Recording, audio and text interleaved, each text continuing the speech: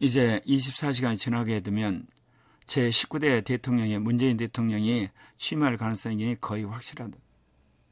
그래서 모든 국민이 이제 문재인 대통령을 축하하고 앞으로 3년 내지 5년 동안 이 나라를 잘 이끌어다 축하하겠지만 나는 문재인 대통령이 그렇게 탁월한 대통령으로 성공할 것 같지 않다. 그건 다름 아니라 문재인 대통령이 지금까지 해온 행태나 그 모든 걸 봤을 때 이 국가를 이끌어갈 그런 철학과 콘텐츠가 보이지 않기 때문에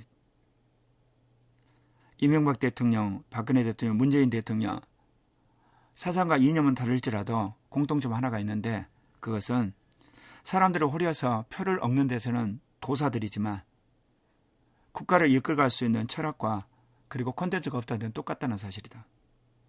그렇기 때문에 앞으로 문재인 대통령이 돼가지고 이 나라를 이끌어갈 때 3년 내지 5년 동안 나라는 굉장히 어려울 것이 뻔하다는 것이다.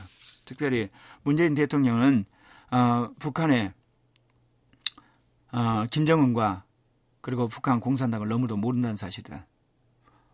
5년 전 대선에서 자신이 대통령이 되면 북한의 특사를 취임식에 초청한다는 말을 듣고 내가 기겁을 했다. 북한을 몰라도 이렇게 모를 수 있을까?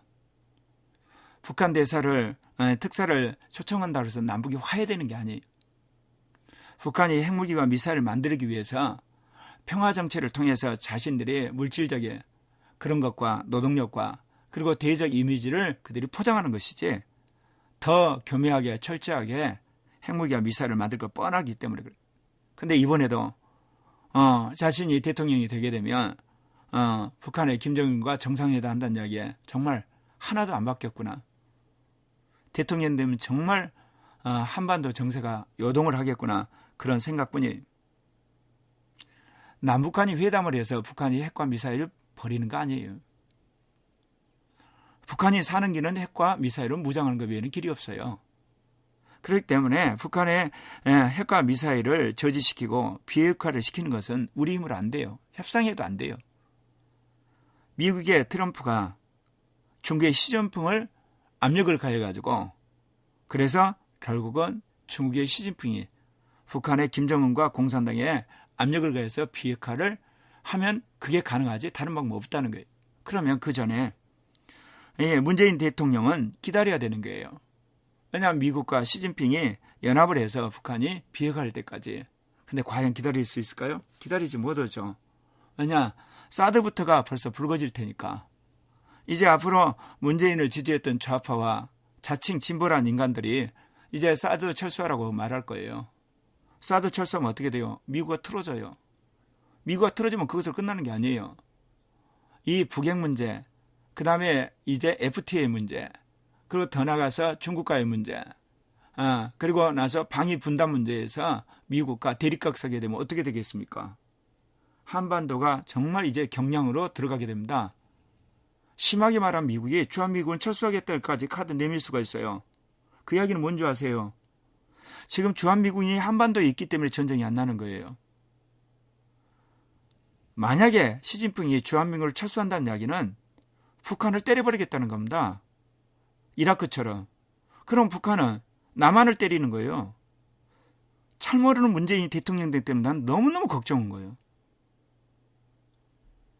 미국이 여차하면 주한미군 철수 이야기까지 할 수 있습니다.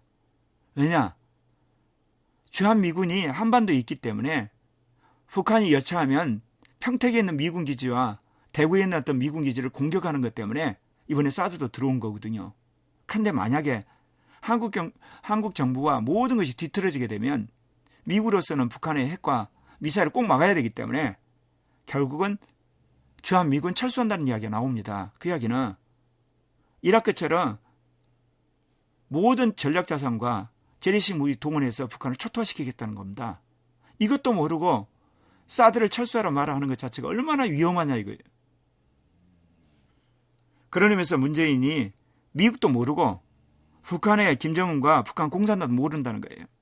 그런 의미에서 첫 번째 문재인 대통령의 네임덕을 가져온 것이 바로 이 사드, 그리고 북의 미사일, FTA, 그리고 방위 분담금, 그걸로 말미암은 한마디로 말해서 외교의 난제 때문에 내인덕이 온다는 겁니다. 우리나라가 어떻게 해서 분단이 됐습니까? 남북한이 싸워서 분단되는 게 아니에요.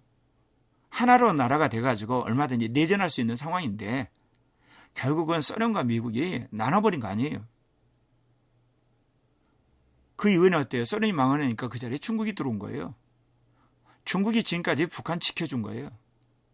그리고 미국이 남한 지킨 거고.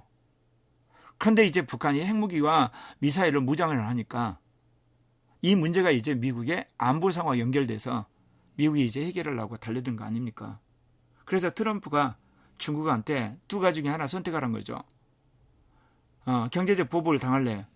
북한의 핵무기 해결하는데 협조할래? 그래서 시진핑이 경제 보복 안 당하려고 북한의 핵 문제 해결하는 게 발벗고 나선 거 아닙니까? 결국은 북한의 핵과 미사일 문제 해결해서 비핵화하는 것은 중국의 시진핑과 미국의 트럼프 몫이에요. 한국은 거기에 깽판 안 나면 다행이에요. 그런데 문재인 대통령이 못 기다릴 겁니다. 나름대로 자신이 주체성이 있는 대통령이고 뭔가 미국과 중국 그리고 러시아, 일본 사이에서 외교적인 업적을 나서려고 이제 외교적인 그런 활동을 하게 된데 그렇게 되면 미국과 틀어지게 되면서 앞으로 굉장히 어려워질 거예요. 한미 FTA, 방위비 분담, 사드 문제, 그리고 북핵 문제, 총체적인 외교 갈등이 올 가능성이 아주 큽니다. 그런 의미에서 문재인 대통령이 북한하고 북한 공산 너무나 모름으로 말미암아 이 문제가 생긴다는 거죠. 나중에 이거 덮하기 위해서 북한과 정상회담 할 텐데 그러면 제 노무현 사건은 일어나는 겁니다. 2006년에 북한이 핵실험했는데 2007년에 노무현 대통령 남북 정상회담 했어요. 얼마나 북한을 몰랐으면 핵 문제를 놔두고 그렇게 정상회담 합니까? 또 그런 식으로 쇼하면 좋을지 모르지만 그것은 곧바로 나중에 국민들로부터 하야라는 원성까지 듣습니다. 제가 너무 심한 말을 했나요? 이 이야기는 앞으로 3년 내지 5년 동안 지켜보시면 알아요.